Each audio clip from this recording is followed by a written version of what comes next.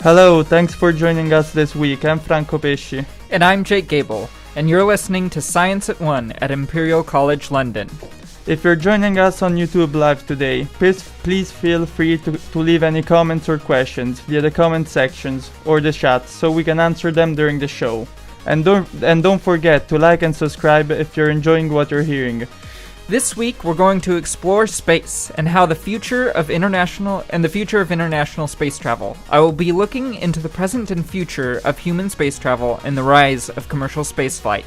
This is an exciting area to launch into, especially given the recent SpaceX mission that left Florida last week. We'll also be sharing stories about how discoveries made by NASA scientists have shaped our lives. Later, we'll be hearing from Bella and some former European Space Agency employees, who will be telling us all about how we are kept safe from solar activity and meteors.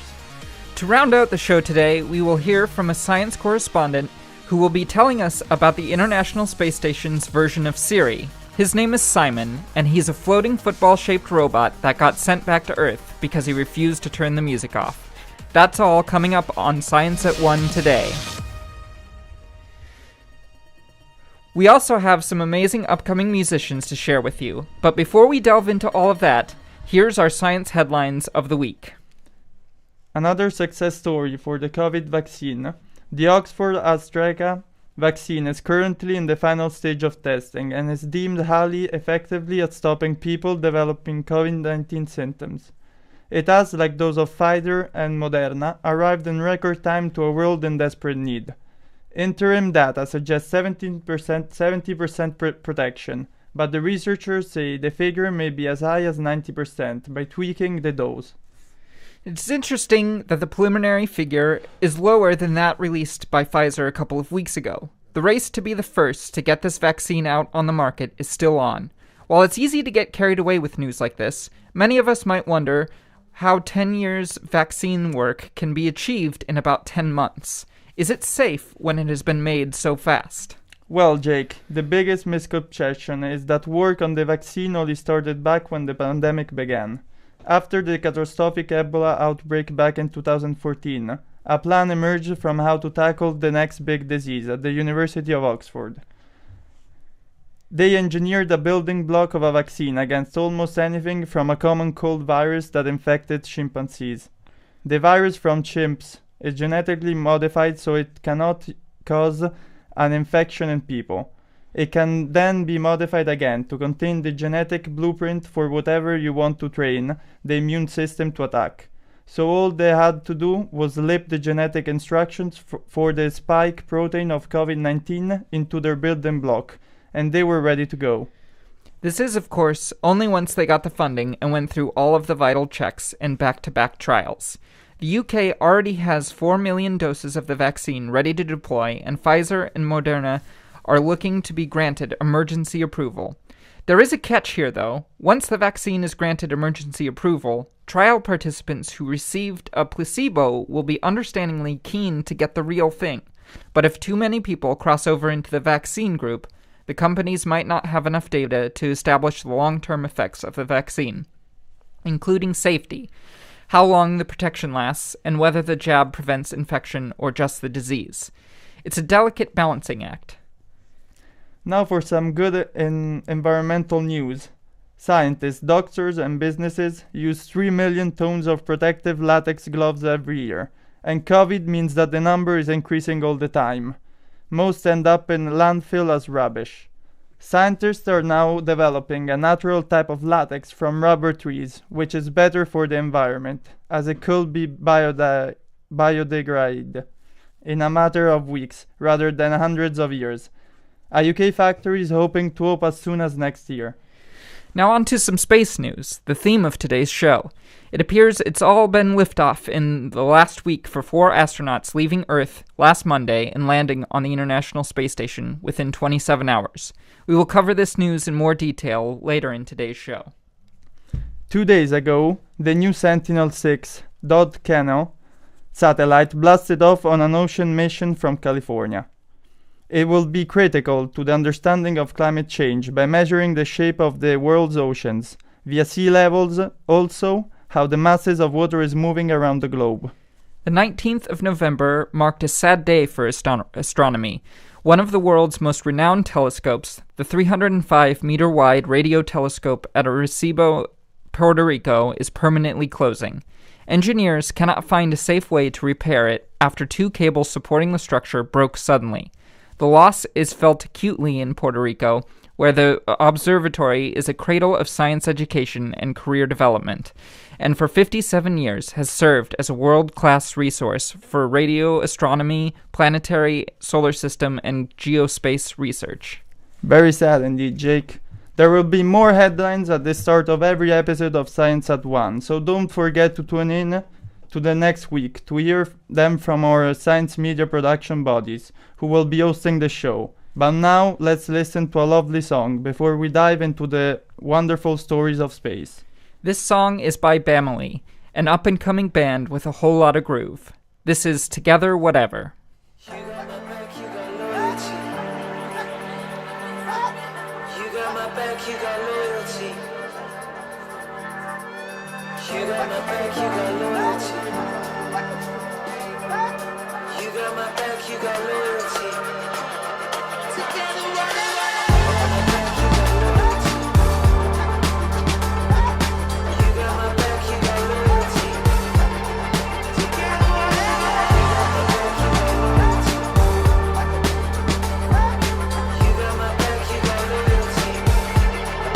Together, whatever. People always say it only gets worse, worse, worse. I don't believe in all of those words, words, words. My crowd of people's a flock of birds, birds, birds. And we'll stick together, whatever. I'll be a mirror for every turn, turn, turn. I'll direct you back to my house. Together, whatever. I'll be a sunscreen to stop the burns, burns, burns. And I know that you will be there to pick up my pieces too. Together, whatever. You got my back, you got loyalty. Together, whatever. You got my back, you got loyalty. Together, whatever. I'll wait up for you. What's a girl to do when it don't get much better? You'll put sunscreen on my shoulders. If I'm all inside my head, you'll pull me out, get me up, take me somewhere nice instead. That's your together, whatever. I know I found those messages, but you see me take a bruise. And when I count my blessings, you shut it down, ground. You got my back, you know all of me. You got my back from 17 to 17. Together, whatever. You got my back, you got loyalty. You got my back, you got loyalty. You got my back, you got loyalty. You got my back, you got loyalty. Together, whatever. I know when you came round, said life went great. You couldn't get out of the shower, but everyone talking about you louder and louder. Your body felt like a prison, thought no one would listen. Watching it all from a distance, and you thought about ending it, and you gave up on ending it. Why?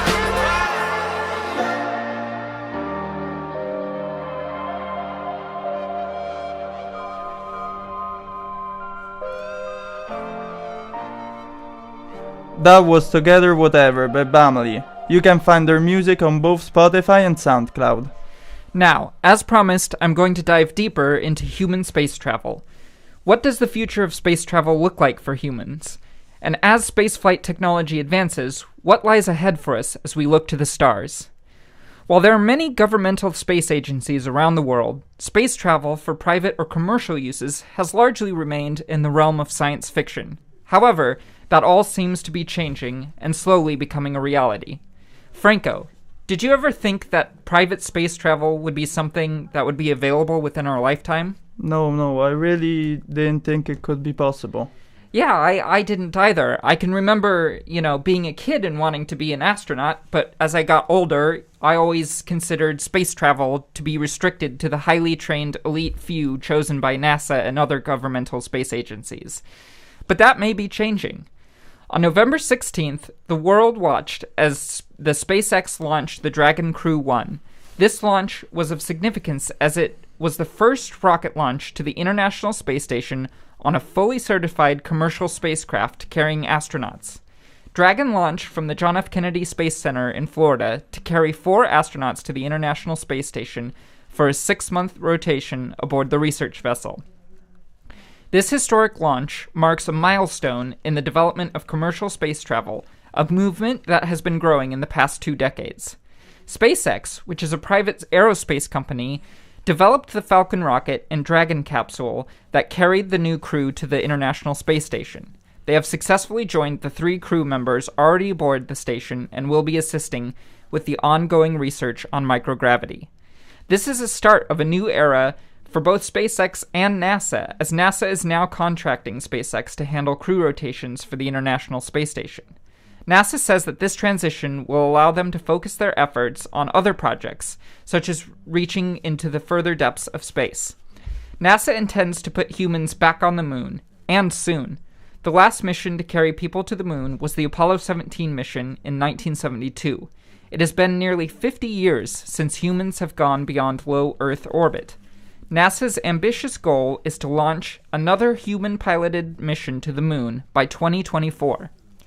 This program is known as the Artemis program, and the space agency plans to once again work with SpaceX and other private companies to achieve sustainable spaceflight by the end of the decade. They hope that the work of the Artemis program will help develop the technology that will take astronauts to one of Earth's closest neighbors, the red planet Mars. Any plans for humans to go interplanetary seem to be a ways off still. While SpaceX has been making waves in the field of commercial space travel, they are not the only ones trying to make commercial spaceflight a reality. Blue Origin, founded by Jeff Bezos, and Virgin Galactic, founded by Richard Branson, have both been developing commercial rockets and spacecraft. Between these companies and the Elon Musk-founded SpaceX, it seems eccentric billionaires have a taste for high-flying aspirations. Virgin Galactic is aiming to be the first company to offer space travel to the public, and has already sold over 600 tickets to private citizens, yet no official launch dates have been announced. The commercial passenger spaceflight project, which has already experienced many delays in launches, intended to have more test flights this year, but has had to put plans on hold once again. They were hoping to already be traversing to infinity and beyond, but this is yet to happen. We shall have to wait and see when public space flights take off. Yet given recent successes, including successful landing of rockets for reuse in launches, a major step towards sustainable spaceflight, the Dragon Crew mission's successful trip to the International Space Station, and lunar missions planned to happen within 4 years, it seems space travel has a bright future. We may see humans reaching farther than ever before out into our solar system in the coming decades. But Franco, did you know that besides the 4 astronauts that crewed the Dragon spacecraft, there was a very curious 5th passenger aboard? Spaceflights sometimes include an object to indicate the zero-gravity conditions of space beyond Earth's orbit. Do you have any guesses as to what this object that served as the zero-G indicator aboard this flight? No, Jake, I've literally no clue. Tell me more.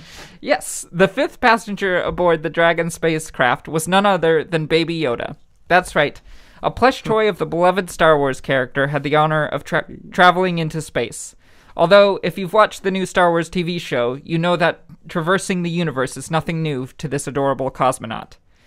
Okay, so I've told you today about the most recent flight to space and commercial space travel. So if public space travel becomes available, would you consider flying on one of these commercial flights? Yes, 100%. Well, you're in luck, because Virgin Galactic has been selling tickets for passenger space travel for a mere $250,000. Something to keep in mind as we start our holiday shopping and looking for the perfect gift for our friends and family. In all seriousness, though, even if that might be out of most folks' price range, Many are excited that commercial space travel may no longer remain solely in the realm of science fiction, and we may be reaching to all new heights in the coming decades. That was really interesting, Jake. Thank you for sharing that with us. Next up, we're going to hear an original song by an alumni of the Science Communication course, Lydia Melville. Lydia spent lockdown working in COVID testing labs, and her downtime was writing songs to lift her spirit. This is Hooked on You.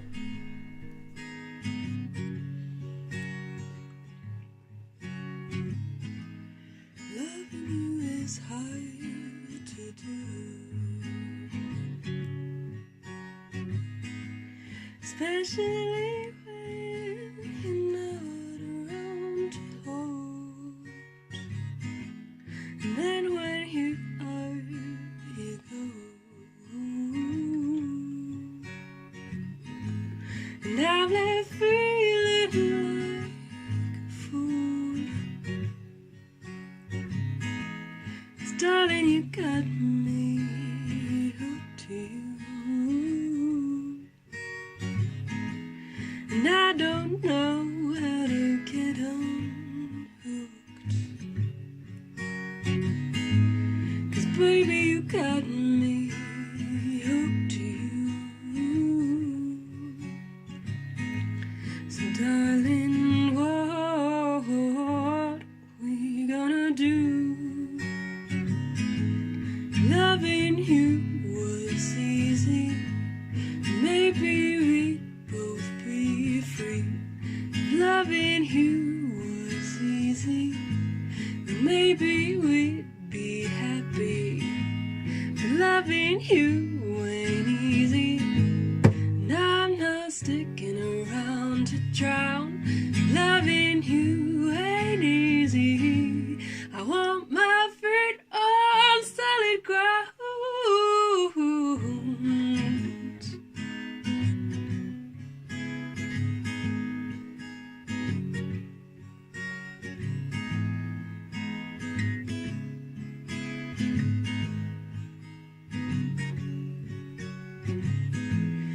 Darling, you got me hooked to you. And all I wanted was you. 'Cause baby, you've got me hooked to you. So what are we gonna do, my love? Darling, you got me hooked to you. And I don't know how to get unhooked to you. 'Cause baby, you got me hooked to you. So what are we gonna do, my love? That was Hooked on You. You can find all of Lydia's social media accounts and science articles at lydiadoeslifescience.wordpress.com. Now, whilst we all admire the vast impressiveness of space, its dangers are all too familiar in Hollywood films like Armageddon. And we all know how the dinosaurs turned out. Our reporter Bella has gone to meet some former European Space Agency worker to find out how the planet is protected.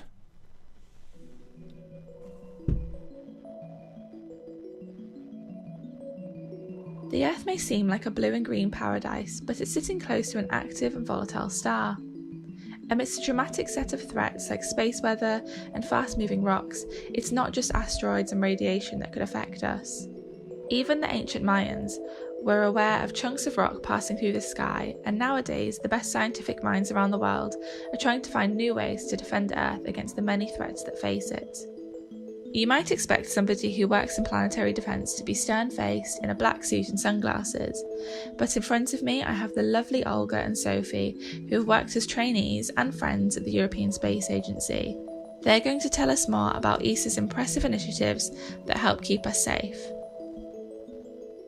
Hi, I'm Sophie Burley, and I was the previous young graduate trainee for the Space Weather Office at ESA, specifically working in ESOC, which is the European Space Operations Center in Darmstadt, which is essentially mission control. My name is Olga Ramirez, and I was at ESA from 2018, so it was a year.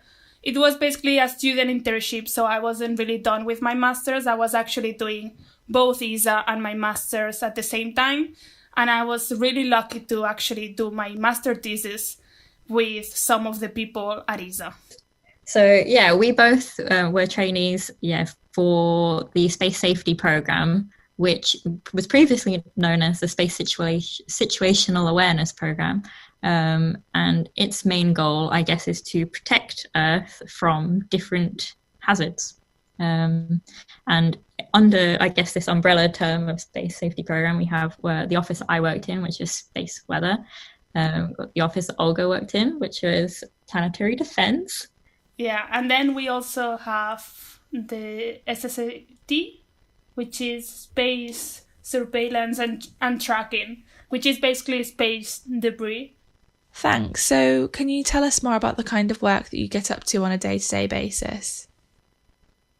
I work within the Space Weather Office, and I guess our main focus is around giving the public access, or the public and maybe researchers and other organizations, access to space weather data across lots of different types. So whether that be forecasting or observations, all sorts. But my sort of main project was I was the statistical sort of validation checker of these forecasts. I was the person that went along and thought, okay, this was what was predicted, but what actually happened, and how often are we actually correct? And how about you, Olga? Okay, so in general, let's say I was working in the Planetary Defense Office, whose aim is basically to both monitor the current position of the near-Earth objects and also to estimate the position at future times of these objects, because obviously we want to know whether they're going to be a danger to us or not, and in the case of a close approach, we want to be prepared. We'll start with space weather. So, Sophie, what do you mean by space weather? Is there rain up there in space or snowstorms on Mars? Space weather is not weather at all. It's not weather in space. That's disappointing. It's still really cool. But what it is essentially all this, the sun. It's a study of the sun and all the activity that the sun undergoes and events, that come from the subsurface. Okay, so what's actually going on up there and how can it affect us? I think the sun is doing, so much more than we realize that it's doing. It's so active. She is, I just call her she. She's rotating and releasing a steady stream of gas and particles, and we call this the solar wind. And this solar wind travels throughout our solar system and interacts with us and basically anything in its path. And does the Earth have any kind of natural defense against this kind of space weather? No, exactly. That's probably the biggest reason why we don't hear about space weather events happening, and causing big problems regularly. We do have a natural protection. Sophie Burley. Yeah.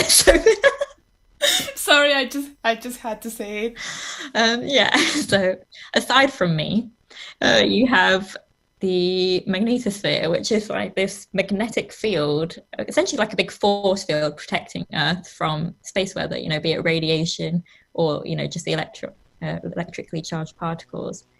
And how do you go about monitoring and forecasting this? There is a satellite that sits almost directly between, it is directly between the Earth and the Sun. At this point, we call L1, which is short for Lagrange 1. It's just the name of this point.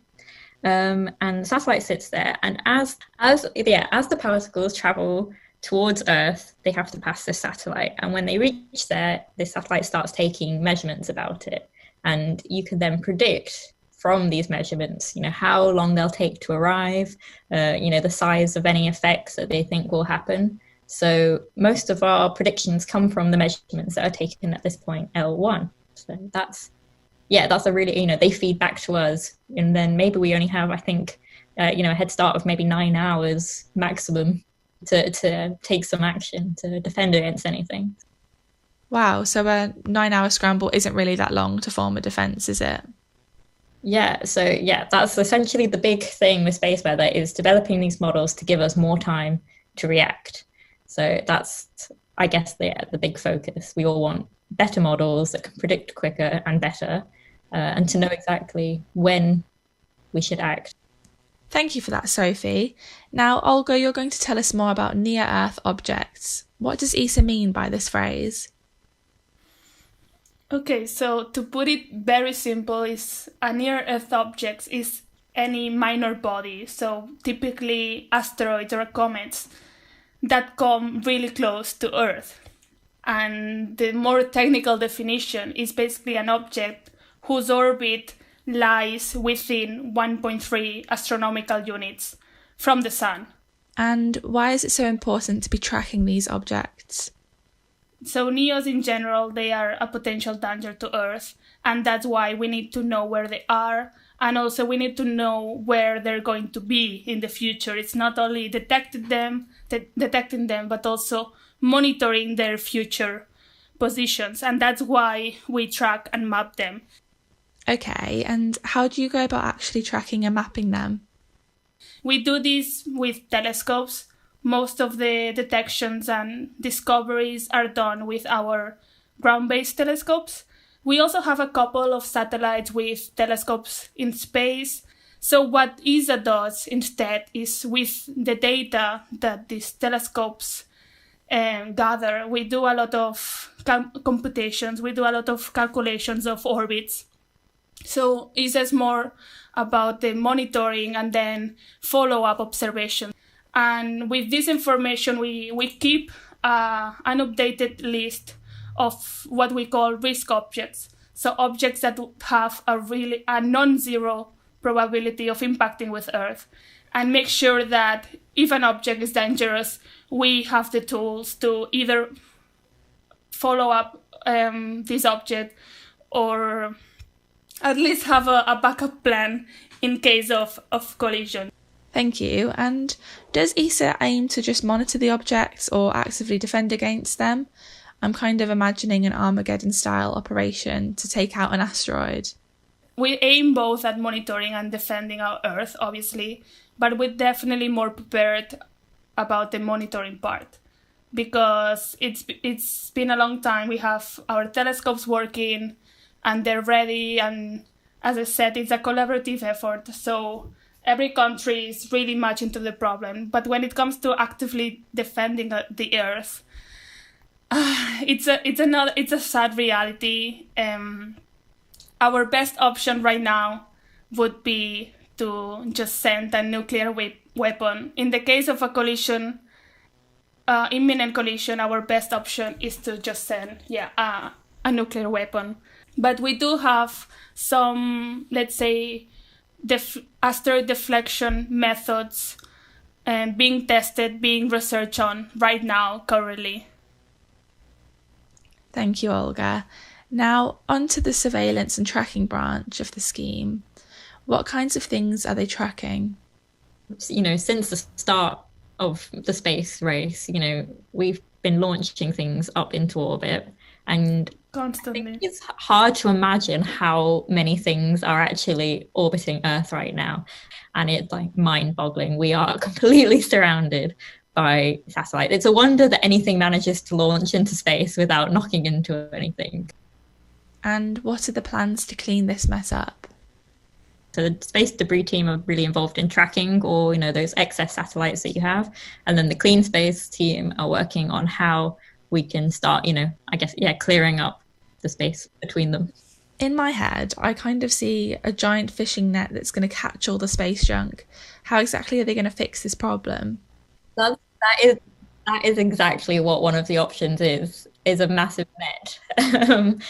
They have discussed the option of essentially having these sort of big nets that go up on smaller satellites, scoop up these old satellites and sort of drag them back down into the atmosphere to burn up. Also, I think they've discussed, I guess, the space vacuum, I think it is. So it's going to go around essentially suctioning things towards it. Well, thank you for your time today, Sophie and Olga. We look forward to hearing what's next for safety and security at ESA. But for now, I guess we'll all sleep better knowing that there are people like yourselves hard at work to keep us safe. Thank you, Bella. I learned a lot there, and thank you to Sophie and Olga, too. Next on, some inventions that we use every day that were firstly created for outer space.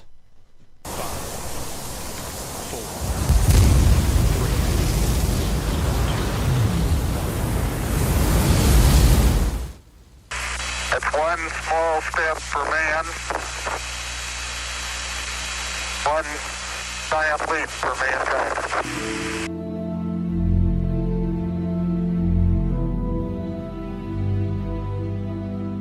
Despite sending humans to Earth's orbit and the moon, the idea of humans surviving in outer space may seem like science fiction. Creating an environment that can sustain human life in the almost total absence of gravity, as well as no electrical outlets or oxygen, takes a lot of experimentation. That's been the job of teams of dedicated scientists who have facilitated some of the most unforgettable moments in space exploration. I will illustrate some modern products that exist because of advancements in the field of space exploration. These inventions are employed daily to save lives, improve environment sustainability, and keep humans healthy. Scratch-resistant lenses. They were jointly developed by NASA Research Center and the Foster Grant Corporation. Prior to their development, lenses were primarily made of ground and polished glass. In 1972, the FDA passed a regulation requiring sunglasses and prescription lenses to be scatter-resistant. This led manufacturers to turn to plastic lenses instead of glass. Although the plastic lenses were shatter-resistant, they were also prone to scratching, and so a solution was needed. This was found when NASA developed a series of scratch-resistant surfaces for use on astronaut helmets and other plastic aerospace equipment. In 1983, Foster Grant was awarded a license from NASA to further develop the product. They combined their own research with NASA's and brought the technology to the market. Today, almost every sunglass, prescription lens, and safety lens in the US and around the world are made from that scratch-resistant plastic.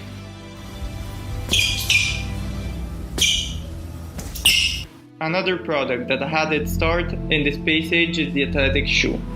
A process called blow rubber molding was first developed during the Apollo program and would ultimately lead to the development of the modern sneaker. Following the establishment of this new molding process, a former NASA engineer named Frank Rudy pitched the idea of a suitable shock absorber to the Nike Corporation. Rudy's concept used a pad made of interconnected air cells placed under the heel and forefoot to cushion the blow. After Rudy's speech, Nike Air was born.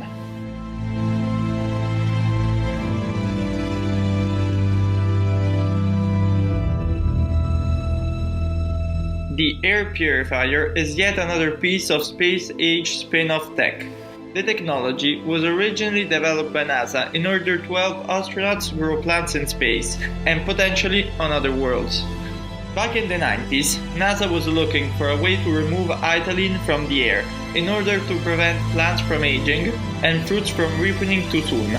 This led to the development of an ethylene scrubber that uses titanium oxide and UV lights to chemically convert ethylene into trace amounts of water and carbon dioxide. The first working model was launched on the Space Shuttle Columbia. Since then, the technology has been adapted for commercial and domestic air purifiers that you're probably familiar with.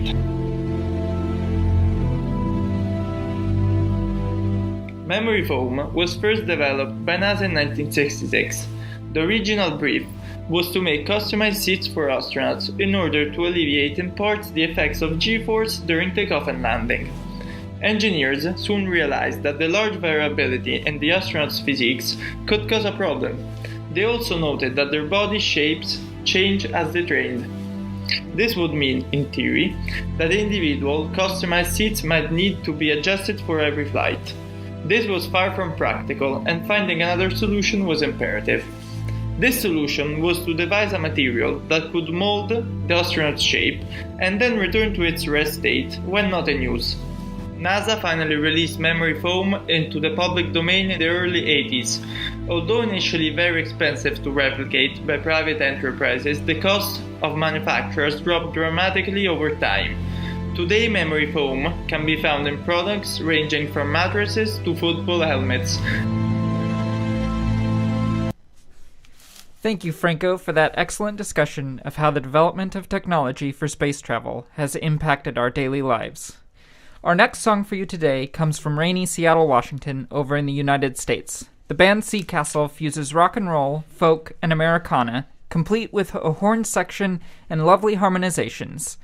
Let's listen to their song, Mistreated.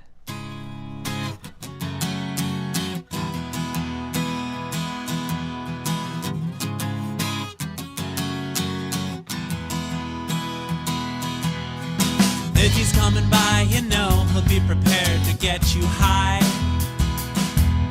'Cause you've been feeling low, and he just found out he's the reason why. It's hard to treat the world any differently than it has treated you, and it has treated you.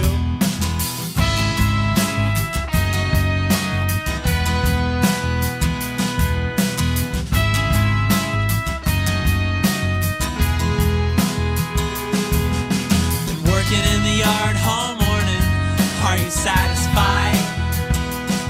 'Cause you've been there for so long, there's flowers growing out your sides.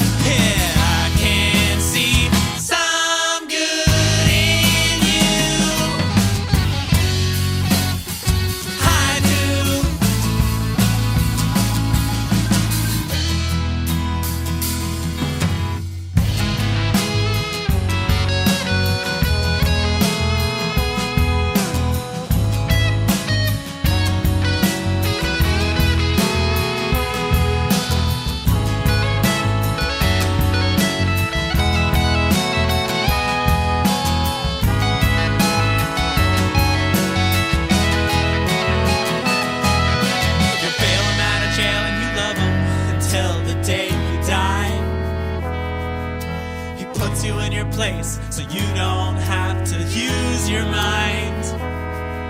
It's hard to treat the world any differently than it has treated you, and has treated you. It's hard to treat the world any differently than it has treated you, and has treated you.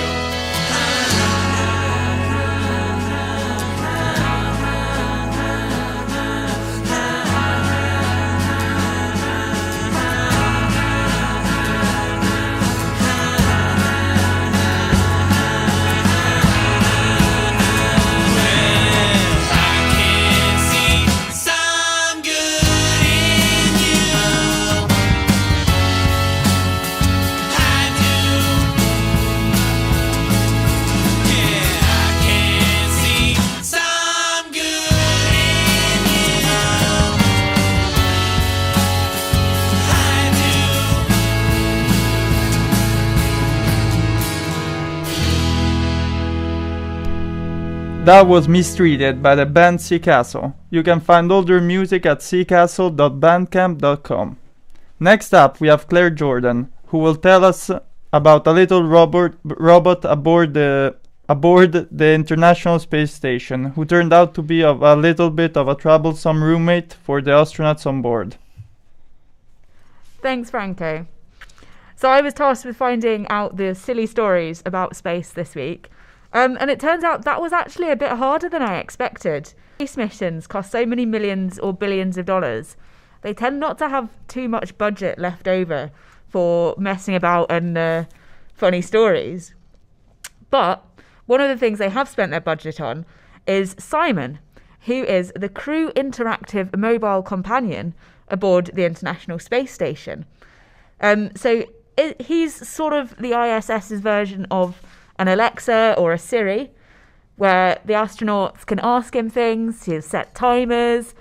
I don't know if he tells you the space weather, but he'll help them with their experiments and their daily planning. Instead of running Amazon software or Apple software, here's a project between IBM, Airbus, and the German Aerospace Centre. So he runs IBM's Watson as its neural language processing unit. Simon is a little bit of a strange robot in space.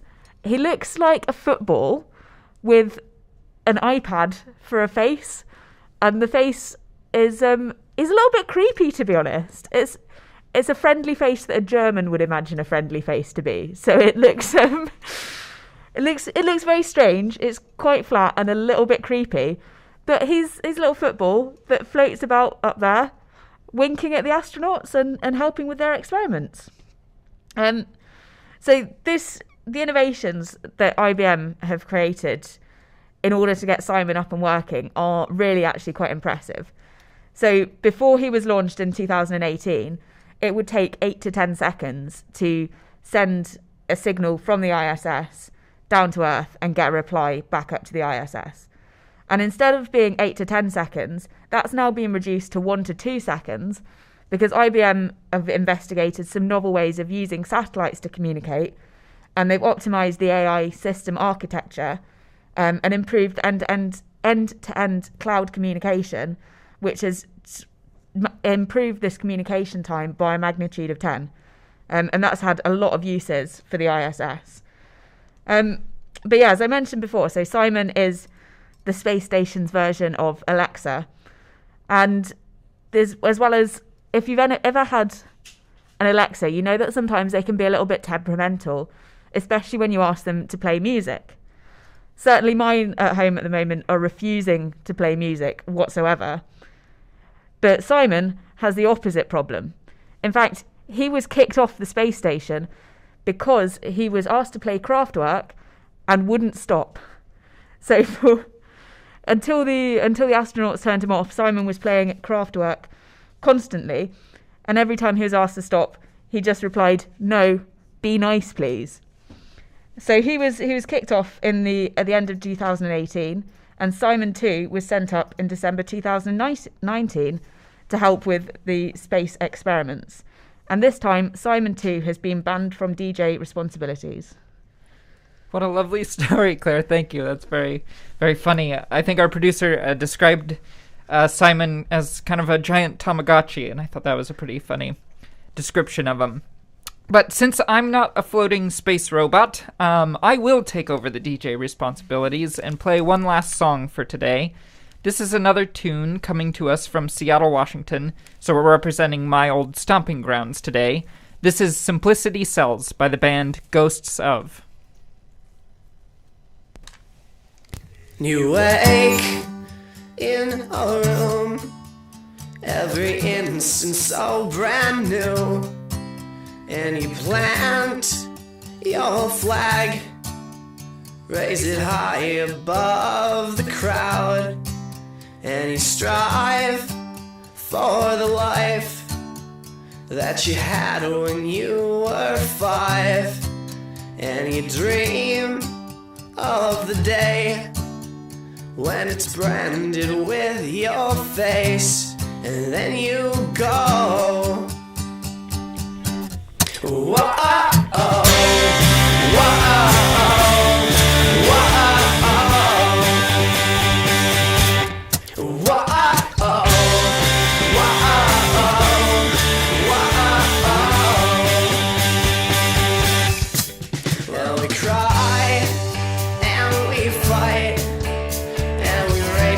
toward the prize, and we share our love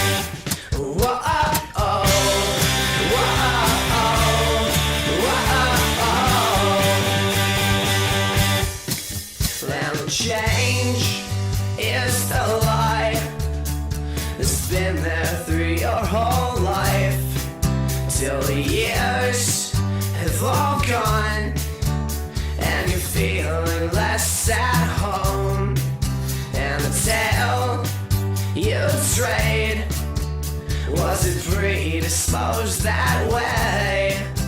The simplicity sells your secrets cheap. We still dream. Whoa, oh,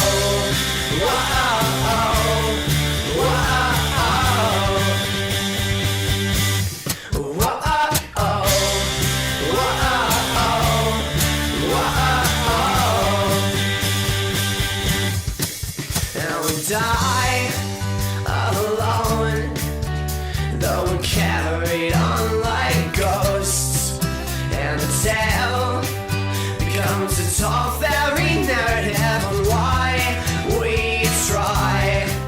And you love, oh you love till that love is gone, and it feels like dying, and you know why. There's one word synonymous in all our lives, more than like. Whoa, oh, oh, whoa, oh, whoa, oh, whoa, oh,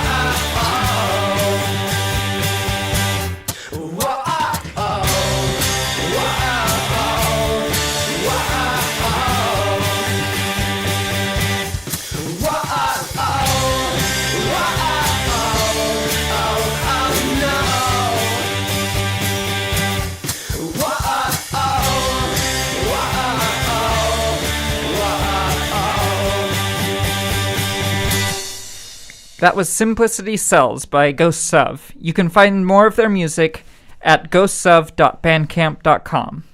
And that's the end of this week's episode of Science at 1. Thank you for listening. If you've enjoyed the episode, please give us a like and subscribe in YouTube. Next week will be a Christmas science special to celebrate the start of December, and it will be one day before we end the national lockdown, so even more reason to celebrate. We hope you tune in then. Thanks for listening. Bye. Goodbye.